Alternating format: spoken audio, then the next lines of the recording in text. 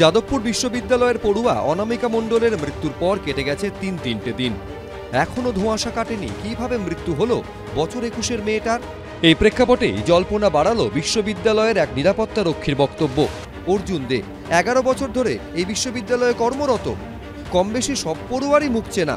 তার দাবি, বৃহস্পতিবার রাতে একটি মেয়ে ছাত্রদের খবর দিতে আসে যাকে তিনি চিনতেন না।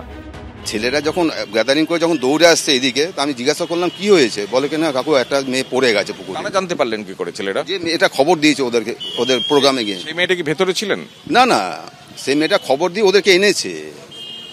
সেই মেয়েটা কে আপনি জানেন? আমি জানি না। মানে সেটা স্টুডেন্ট হলে তো জানতে পারতেন। স্টুডেন্টসরাই বলতে পারবে, যে তাকে যারা খবর দিয়েছে সে তারাই বলতে পারবে। মেয়েটাকে আমি আর দেখিও নি। আমরা আছি 4 নম্বর গেটের ঠিক ভেতরে, এই যে ঝিল, সেই ঝিলের পাশে রেলিং এর ধারে, এবং এখানেই ওই ছাত্রী জলে পড়ে যায় এবং তারপর অচৈতন্য অবস্থায় তার দেহ উদ্ধার করে হাসপাতালে পাঠানো হয়, তারপর তার মৃত্যু হয়। আমরা যেখানে দাঁড়িয়ে আছি তার ঠিক অদূরে এখানেই হচ্ছে অনুষ্ঠান হচ্ছিল, এখনো অনুষ্ঠানের ব্যানার ফেস্টুন আছে। এখানেই প্রশ্ন উঠছে, কে সেই মেয়ে যিনি অনামিকাকে ঝিলে পড়ে যেতে দেখেন, বাকিদের খবর দেন? কিভাবে তিনি জানলেন অনামিকা পড়ে গেছেন? তাহলে কি তিনি অনামিকার সঙ্গেই ছিলেন? তিনি কি বিশ্ববিদ্যালয়ের কেউ নাকি বাইরের?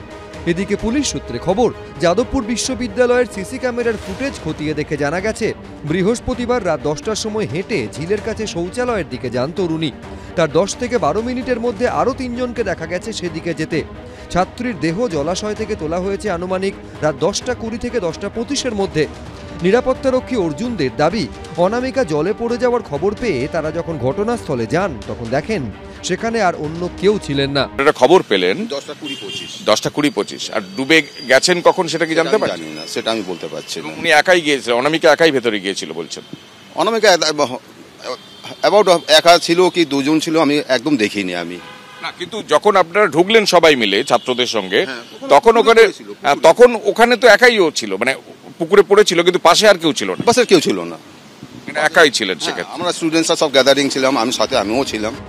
উদ্ধারের পর প্রথমে বেশ কিছুক্ষণ চলে শুশ্রূষা, অটো রাখা হয়, আসে অ্যাম্বুলেন্স।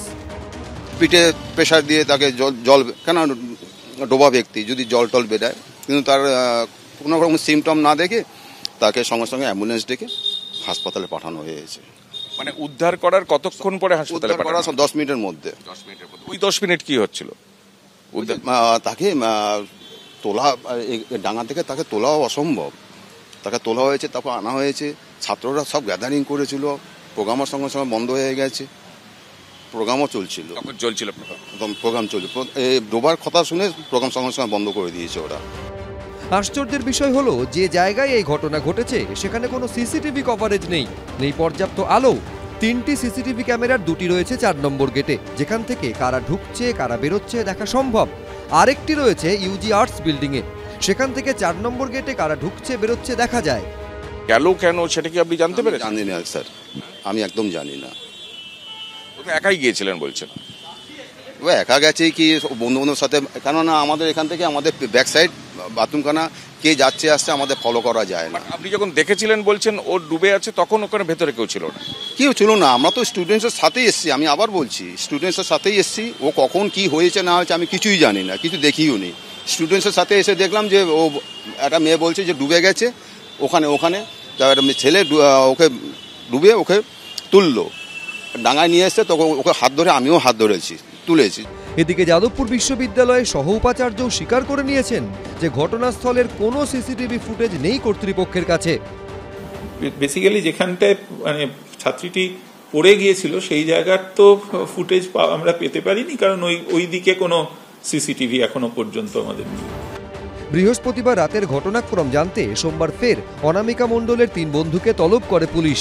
কৃষ্ণেন্দু অধিকারী, এবিপি আনন্দ, কলকাতা।